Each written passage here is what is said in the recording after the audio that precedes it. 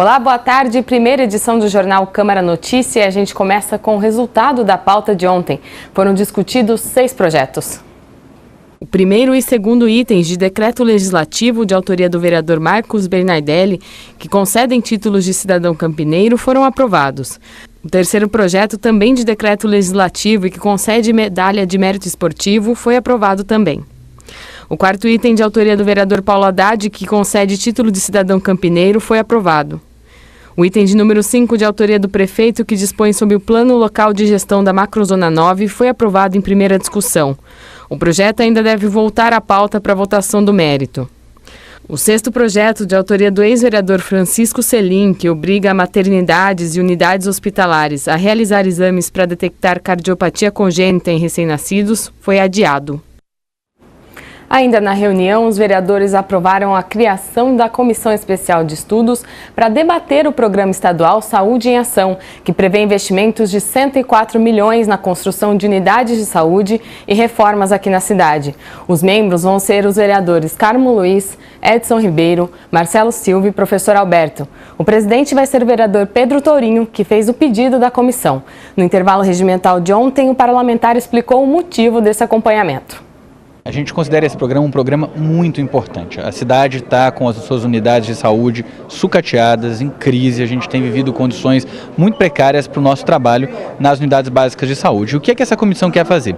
Ela quer garantir que entraves burocráticos, problemas administrativos não vão ser empecilho para a adequada implementação dessas obras. Além disso, tem uma série de questões comunitárias que vão aparecer, centros de saúde que vão ter que ser derrubados, né, e aí as pessoas vão ter que ser deslocadas para ser atendidas na igreja, na escola, de forma precária. A gente quer garantir que não vai haver qualquer tipo de omissão e não vai haver um prejuízo muito significativo para as pessoas durante o período em que a gente estiver na transição entre velhos equipamentos e novos equipamentos, né? Essa é a nossa principal preocupação e é o que a gente quer numa lógica de diálogo com a comunidade, de trazer as pessoas para debater isso aqui na Câmara, trazer o poder público para fazer os seus compromissos aqui nessa casa.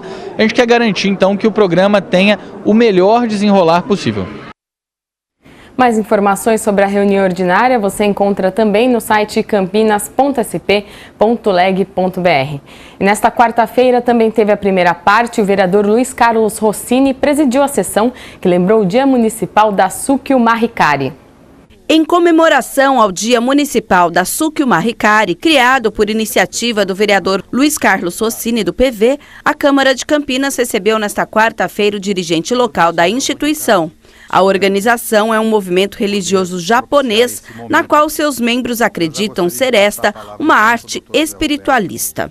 O autor da lei explicou por que trazer representantes da entidade à Câmara. Como o dia 27 de fevereiro é uma segunda-feira de carnaval, e nesse dia a Câmara não terá expediente, então, para não passar essa data, nós resolvemos fazer a comemoração antecipada, porque nós consideramos que é importante, né, que a Câmara realmente dedique um momento, não só para levar para os membros da Succhio Marricari, mas para toda a cidade, um pouco da filosofia, né, das diretrizes, das propostas dessa organização que é mundial e que é muito importante para toda a humanidade. O líder local falou sobre os fundamentos da organização internacional sediada na cidade de Takayama, no Japão. Trouxe uma grande diferença, trouxe um grande avanço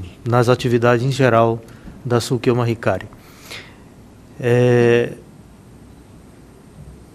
O princípio básico do ensinamento do mestre Kotama Okada, o fundador, a origem do universo é uma só.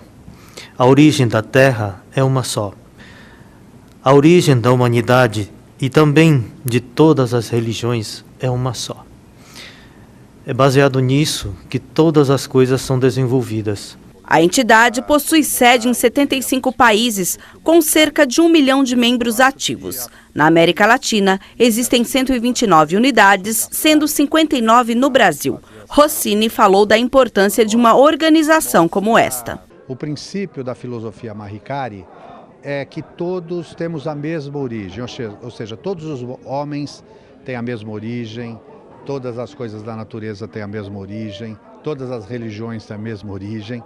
Então, essa unidade originária, se respeitada e valorizada, ela permite a construção de uma sociedade pacífica, harmoniosa, com respeito à natureza. E a Comissão Permanente para Assuntos da Segurança Pública fez a primeira reunião aberta ao público ontem. Neste primeiro encontro, os vereadores decidiram por um parecer contrário a um projeto em tramitação na Casa. Presidida pelo vereador Tenente Santini, a comissão decidiu rejeitar o projeto de lei que obriga estabelecimentos comerciais que possuem sistema de gravação por câmeras das áreas internas e externas a monitorar as imagens em tempo real por profissional com treinamento básico em segurança. O ex-vereador Zé Cunhado ele fez um projeto de lei, na minha opinião, muito positivo, porém ele inviabiliza hoje. Qual foi o projeto? Ele está solicitando que todos os comerciantes que possuem sistemas de CFTV em seus comércios, que eles tenham um operador de monitoramento obrigatório. Então isso é inviável financeiramente para os comerciantes. Nós também gostaríamos muito. A intenção do vereador foi excepcional. Ele quis dar um parecer, um canal mais técnico para que a análise dessas imagens fosse feita, mas pela decisão da comissão é inviável financeiramente obrigar o comerciante a ter um custo a mais como esse. Outro ponto discutido na reunião foi o monitoramento de câmeras nas escolas para tentar coibir o tráfico de drogas. Nas escolas hoje, nós sabemos que o tráfico de droga ele se inicia na porta da escola. São adolescentes de 13, 14, 15, 16, 17 anos. O traficante, aproveitador, fica na porta da escola tentando já captar essa criança, já viciá-la na droga para que ele tenha o cliente pro resto da vida. Então, o projeto de câmeras nas escolas é um projeto também que nós estaremos encaminhando essa semana, já estava em andamento e pela visão da Sincamp, é um projeto que dá para ser, plausível que seja concluído. A ideia é inibir que esses traficantes estejam nas portas das escolas, pegando o seu filho, o meu filho, e levando ele para o mundo do crime, o mundo das drogas. É hora de ver as oportunidades de emprego hoje, são pelo menos 47 vagas no CEPAT. As vagas são para atendente de lanchonete, atendente de lojas, auxiliar de recursos humanos, auxiliar financeiro, banhista de animais domésticos, controlador de pragas, costureira de máquinas industriais, costureira em geral, eletricista de veículos, empregada doméstica, impressor, jardineiro, mecânico de automóvel, operador de telemarketing, repositor de supermercado, repositor de mercadorias, técnico em segurança do trabalho, tosador de animais domésticos e tratorista. Para se candidatar às vagas, é preciso que o candidato compareça a uma das unidades do CEPAT com RG, CPF, carteira de trabalho e o número do PIS. A unidade do centro fica na Avenida Campos Sales, número 427, e o atendimento é das 8 da manhã às 6 da tarde. No Ouro Verde, a unidade fica na rua Armando Frederico Reganeschi, número 197, no Jardim Cristina, em frente ao Banco do Brasil. No Campo Grande, o CEPAT fica na rua Manuel Machado Pereira, 902, em frente à Praça da Concórdia. E olha, uma última notícia da Câmara. Hoje foi anunciada a nomeação do ex-vereador Tadeu Marcos Ferreira como ouvidor da Câmara. Ele ocupa o cargo que antes era do advogado Manuel Carlos Cardoso, que teve o cargo encerrado em 18 de fevereiro. Cabe ao ouvidor e aos servidores do setor receber, examinar ou encaminhar reclamações ou representações sobre o mau funcionamento do Serviço Legislativo. O cargo de ouvidor compõe a mesa diretora e tem duração, então, de 2 anos. Bom, e é hora de falar de esporte. Vamos lá encontrar o Gabriel Castro, porque hoje tem Superliga Masculina de Vôlei, né, Gabriel? Boa tarde. É isso. Boa tarde, Gabi. Boa tarde a vocês que nos acompanham. Como diria aquela famosa cantora, é hoje. Partida decisiva no vôlei masculino, Brasil Quirim e SESI. Vamos à preparação da equipe campineira. Em partida válida pela 8ª rodada do retorno, o Brasil Quirim vai até a capital paulista enfrentar o SESI. Duelo direto pela 2ª colocação da Superliga Masculina. Enquanto os campineiros ocupam a 4ª colocação com 40 pontos, os adversários de hoje à noite estão na 3ª colocação com 43 pontos. Portanto, uma vitória por 3-0 ou 3-1, os campineiros ultrapassam os adversários na tabela. O técnico argentino Horácio de Leo tem apenas um desfalque. O ponteiro Igor Ceará com problemas musculares. De resto, é força máxima para buscar a vitória. Do outro lado, no SESI, parte da seleção brasileira deve atuar. Levantador Bruninho, líbero Serginho, ponteiro Murilo e o central Lucão. É jogo difícil, hoje às 9h55 da noite. Façam as suas apostas. Vamos lá, Gabriel. Tem algum favorito para essa partida? Olha, o SESI ele tá numa posição acima na tabela, tem a base da seleção brasileira, o favorito é o SESI, mas é um duelo equilibrado. O Brasil Quirim tem totais condições de vencer fora de casa e se classificar em uma ótima posição. Atrás do Taubaté e do Cruzeiro já seria lucro. E hoje tem mais vôlei, agora feminino. As meninas do Renata Valinhos jogam contra quem? O Renata Valinhos Country já está lá em Santa Catarina, já que hoje tem duelo diante do Rio do Sul às 8h15 da noite. As adversárias estão na 10ª colocação, também conhecido como antepenúltimo, 4 vitórias e 14 derrotas. E a equipe de Valinhos está em último, com apenas uma vitória e 17 derrotas. Contra Pinheiros, fora de casa, Valinhos venceu. Quem sabe a equipe não continua aí se dando bem longe dos seus domínios. E a gente vai acompanhar, né, se o Renata vai conseguir engatar uma segunda vitória. Sim. E quem sabe daqui a algumas rodadas deixar a lanterna e fugir da Superliga B, né, que é o que a gente espera.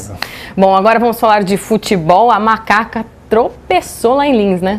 Ontem à noite, Linense e Ponte Preta ficaram no empate 2-2. Potker, sempre ele, artilheiro do Campeonato Paulista, com 4 gols, abriu o placar aos 10 minutos. Depois a Ponte diminuiu o ritmo, sofreu o empate com um gol de pênalti do Thiago Humberto. Começo do segundo tempo, o zagueiro Iago colocou a Ponte de novo em vantagem de cabeça, só que depois o próprio Iago colocou a mão na bola dentro da área, finalzinho de jogo já aos 40, e aí o Carleto converteu 2-2, resultado ruim para a Ponte, viu? Iago quase herói e também vilão nessa partida. Exatamente. E o Mirassol venceu e chegou a 13 pontos no grupo. A Ponte está em segundo com 8 pontos, o Santos em terceiro com 7 e o Audax é lanterna com apenas 4 pontos. Sim. E, Gabriel, para encerrar, se alguém quiser praticar algum esporte neste fim de semana de carnaval, tem alguma dica? É fim de semana de carnaval, então os principais clubes da cidade será um pouquinho difícil, mas a Lagoa do Taquaral está aberta para aquela caminhada. E, claro, as praças esportivas estão esperando você para jogar aquele futebol, basquete, tênis. Para quem não gosta de pular carnaval, a prática esportiva está mais que recomendada. Agora vamos combinar que pular carnaval num bloquinho de rua também queima muita caloria, né? Também, não chega a ser um esporte, mas queima caloria sim. Bom, essa edição fica por aqui, a gente volta às 5 da tarde na segunda edição. Até lá!